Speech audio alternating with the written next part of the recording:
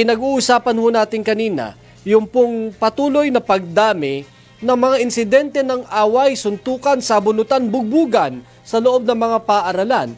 Kanina ikausap po natin yung founding president ng National Parent-Teacher Association. Tignan naman ho natin ngayon. Ano naman ang legal na pananaw sa mga insidenteng katulad po nitong ating pinapaksa ngayong hapong ito. At tayo'y mapalad at kasama ho natin ang isa sa mga iniidolo ho natin at magaling na utak pagdating ho sa usaping batas. Ang ating pong kaibigan, ang Associate Dean ng University of Makati School of Law, si Attorney Cecilio Duca. Attorney Dean, magandang hapon po at welcome back po sa El Pueblo. Magandang hapon kasamang Ryan at salamat sa panahon at makasama ka sa programa mo. Marinig ko lang ang boses po ninyo, Attorney Dean. Ako talaga nai-inspire na. Attorney, mahalagang malaman po ng mga nanay, mga guro na nanonood sa atin ngayon, kanino po bang poder o responsibilidad ang mga batang nasasangkot sa mga bugbugan, awayan at suntukan sa loob ng paaralan?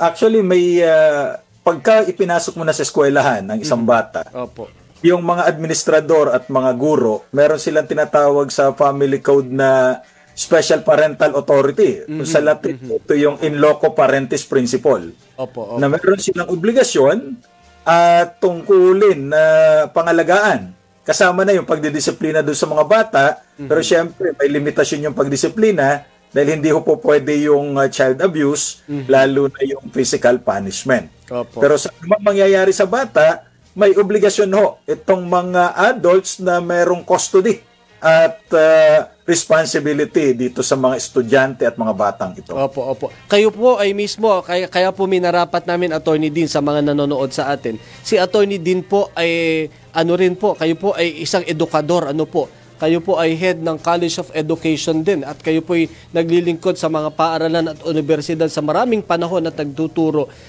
Sa tingin po ba ninyo, Attorney, gaano kahalaga na maipaliwanag, lalo na sa ating mga guro? Kasi syempre, ang mga guro natin fully occupied sa mga school responsibilities at may mga pagkakataon talagang hindi nila mababantayan. Paano ho sila natin bibigyan ng sapat na kaalaman na kung paano nila ito hahawakan sa usaping legal, Attorney? May mga in-service training po ang mga guro na ginagawa sa mga pampribado at pampublikong paaralan. In fact, nakakapag-lecture ho tayo dyan at pwede naman sila pumunta dun sa ating YouTube channel para ma-guide ho sila, si Didu YouTube channel, kasi po kailangan talagang ma-orient yung ating mga guro. In fact, ang curriculum po ng College of Education, sa pagkakaalala ko, ay meron silang mga law-related subjects para maintindihan ho yung konsepto ng child abuse, yung konsepto ng bullying. May mga batas ho tayo dito. Pagdating sa bullying, as early as 2013, meron po tayong anti-bullying law, yung Republic Act 10627. So dapat ito ay maituro sa mga guro at doon sa mga estudyante sa College of Education para sila magkaroon ng kaalaman at kahandaan kapag sila ay mga tunay ng guro at nagtuturo na sa ating mga pampubliko at pampribadong paaralan. Importante po iyan kasi syempre yung mga, sabi nyo nga po, in locus parenti, sila yung tumatayong pangalawang magulang sa loob ng paaralan. Tama po yun. At ang sinasabi po ng ating Kodigo Sibil, hindi lamang ito karapatan kundi obligasyon na po pwede silang managot kapag kami nangyaring masama doon sa mga bata na ipinagkatiwala sa kanilang custody. Opo, kanina ho, pinapakita kaming video, Attorney, sa isang paaralan sa Mindanao, 2 batang high school na binubugbog yung isang bata. Sa ganitong sitwasyon, Attorney, kakabig lang po ako mula sa mga guro, doon sa mga bata na nambugbog o nanakit sa kapwa nila estudyante. Alam ho natin, meron ding batas kaugnay sa mga batang nai-involve sa mga paglabag sa batas. Ano ho ang mga nilalaman nito at paano natin tuturuan naman yung mga bata, Attorney? Naniniwala po ako kasi na dapat nagsisimula ito sa bahay. Ika nga ni King Solomon, Proverbs 22 verse 6, train up the child in the way he should go, and when he is old, he shall not depart from it. So kaya lang po may mga bata talagang medyo naliligaw, tandaan po natin na may obligasyon at meron din silang pananagutan. Bagamat sa ilalim po ng Republic Act 9344, hindi sila pwedeng ikulong, pero hindi po nangangahulugan na wala na silang parusa. Meron po itong civil liability po, pwede ho silang pagbayarin ng danyos, pagmumultahin ho sila, at sasagutin nila yung nangyaring pinsala doon sa kanilang binugbog. Kasi po yun ang problema sa batas natin kapag ka 15 years old pababa, ay hindi ho natin pwedeng ipakulong eh. Pero hindi yun ang nangangulugan na wala na silang pananagutan. Kasi po pwede silang pagbayarin at papanagutin doon sa mga pinsala na nagawa nila sa kanilang kapwa. Po. Kung ang kanilang pagkilos ay walang discernment, attorney, tama po. Kung sila ay may discernment, may kakahinatnan sila, attorney. Yun pong 15 years old pababa, hindi ho natin kailangan doon yung discernment. Opo. Ang kailangan po natin yung discernment, kung alam nila ginagawa nila, ay yung 15 years old pero below 18. Yan. You know, sabi no 9344. Opo. Meron pong konsepto, attorney, kung tama po yung aking pagkakaunawa, habang birthday ni Curie Pai ngayon na nanonood sa atin, may konsepto ho na kapag kayong, sabi nyo kanina, pwede pa rin managot sa civil na aspeto o yung pagbabayad ng danyos o penalty. Meron hong provision po ba sa batas na nagsasabi na kapag ka ang bata na-involved sa isang krimen, magulang naman ang dapat papanagutin? Meron po bang ganong klaseng batas na sinasabi, attorney? Meron po, dahil mga minor de edad po ito, nasa ilalim po ito ng parental authority, natural, hindi ho natin pwedeng ipakulong yung mga magulang. Pero yung danyos po, nasasagutin, magulang ho magbabayad doon dahil wala namang kakayahan yung mga kabataan na ito. Kaya po, siguro mas mabuti na yung mga magulang natin turuan ang ating mga kabataan na igalang ang karapatan ng bawat isa at hindi ho dapat bully ng kapwa. Opo. Nako.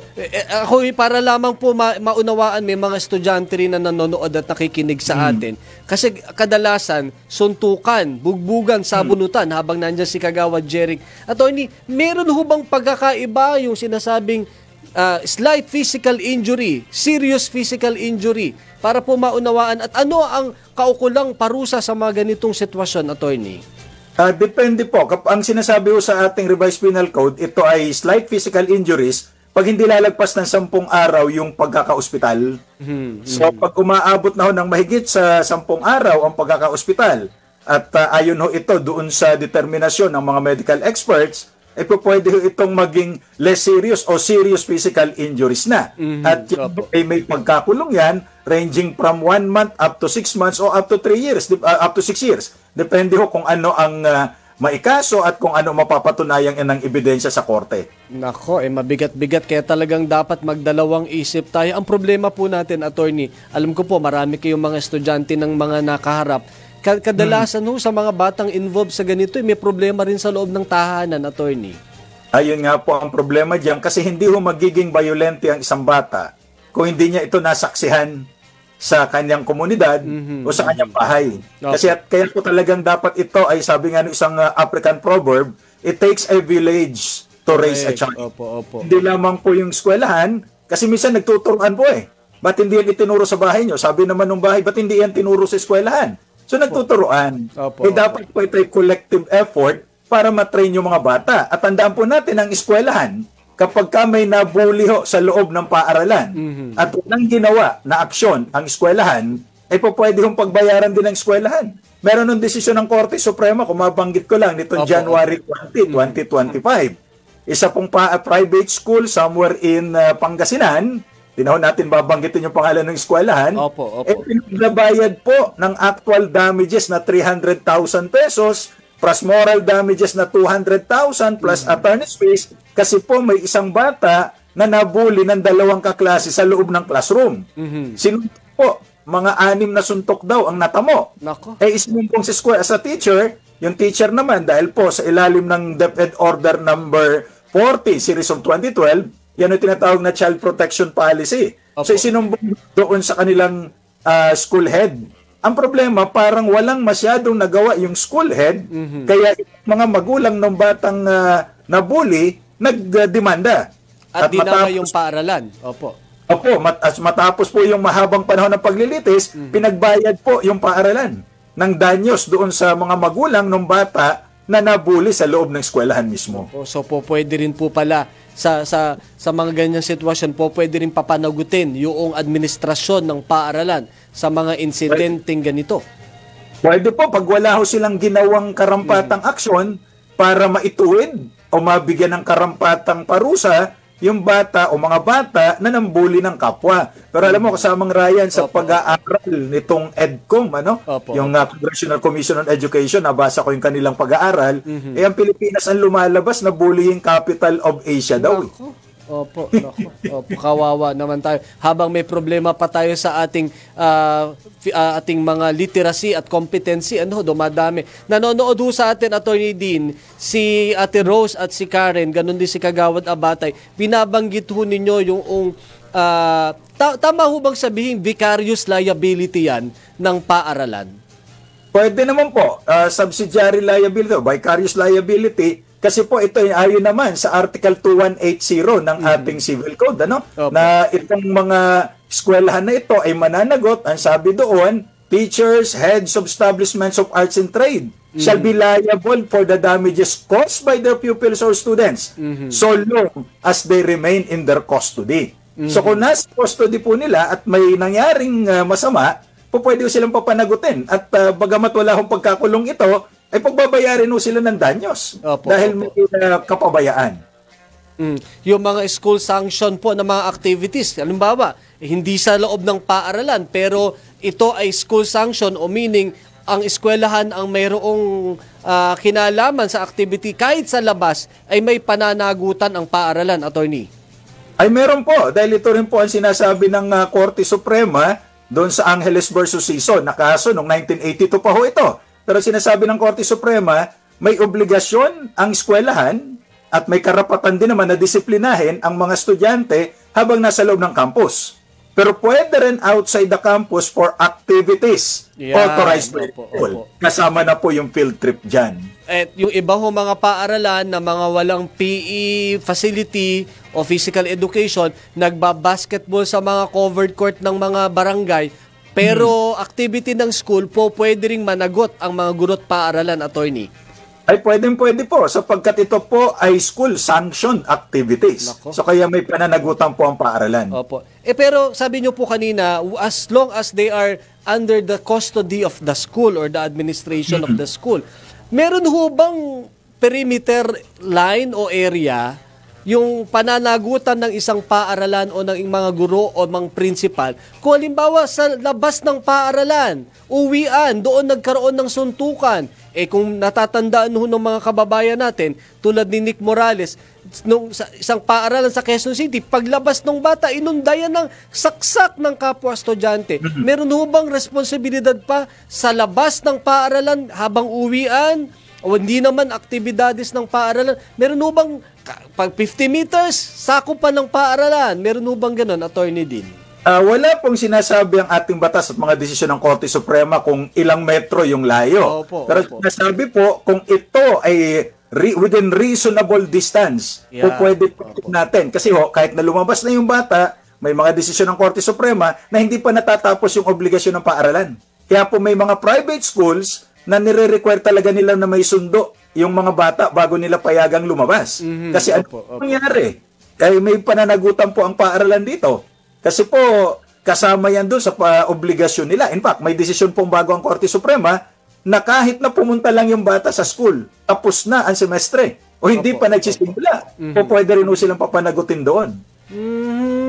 Halimbawa, kukuha ng kanyang mga grade cards, mag-e-enroll, pwedeng managot din. Opo. Naku, ang dami kong natututunan sa inyo habang sila Curify na nagbe-birthday sa Pasig ay nanonood. Panghuli na lamang po, Atty. Kaya gusto namin kayong kausap dahil marami kaming napupulot sa inyo Halimbawa po, Atty., yung magulang nung bata na nabugbog o na biktima ng pambubuli, wala dito sa Pilipinas. Ito isang problema pa natin sa ating education system. We have a lot of absentee parents working abroad, OFW. Pwede ho ba na ang magsampa ng reklamo doon sa ngalan ng bata yung kanyang guardian, yung kanyang lola, tita, tito? Ay pwede po, hindi po kailangan na yung magulang mismo magsampa ng kaso. Ay, in fact, yung bata po, siya mismo, kaya lang dahil minor de edad siya, pwede po siyang samahan ng kanyang mga legal guardian. Ngayon po, kung yung bata naman ay kaya niya, pwede naman siya na mismo mag-file ng reklamo. At kung sa eskwelahan po ito, lahat po ng eskwelahan sa ilalim ng DepEd Order number 40, yung Child Protection Policy, dapat to meron silang Child Protection Committee na lahat ng uri ng bullying at mga insidenteng katulad nito ay dapat i-report doon sa Child Protection Committee. At may ginagawa dapat ang eskwelahan para ma-address ito. Opo, kaya tama yung sinabi ninyo, attorney, yung African proverb. It takes a village to raise the child. Kasi papasok din yung responsibilidad nung barangay kung saan nandun yung paaralan. Yung Barangay Protection Council, Child Protection Council na maaari ding magkaroon ng liability o ng tulong sa mga ganitong insidente, attorney. Tama po yan. Kasi po doon sa Child Protection Committee na naggawa ayon doon sa Child Protection Policy, may miyembro po ng barangay, may isang representative ang barangay doon sa Child Protection Committee. Opo. Attorney Dean, ang dami namin natutunan po sa inyo. Pero huhingi lang ho kami ng huling paalalang legal kasi tayo mga Pilipino baka paminsan-minsan nakakalimot tayo doon sa mga pananagutang legal, lalo na sa mga bata na nanonood, mga teacher na nanonood at nakikinig sa atin, at maging sa mga magulang. Sa inyo na nga po manggaling bilang isang guro, edukador at abogado, Attorney Dean. Nako, maraming salamat po. Unang-una sa lahat, turuan po natin ang mga bata na huwag i-normalize yung violence. Dahil hindi po nasusolve ang mga problema sa pamamagitan ng karahasan. Kung may mga nakikita man po tayong karahasan sa iba, huwag na po nating tularan. At marami po mga bagay ang nasusolusyonan sa pamamagitan ng mapayapa at mahinahong usapan. Hindi ho na natin kailangan pamambuli para makuha yung gusto natin. At sa mga magulang naman, tandaan po yung sinabi ni King Solomon uli, train up the child in the way he should go. And when he is old, he shall not depart from it.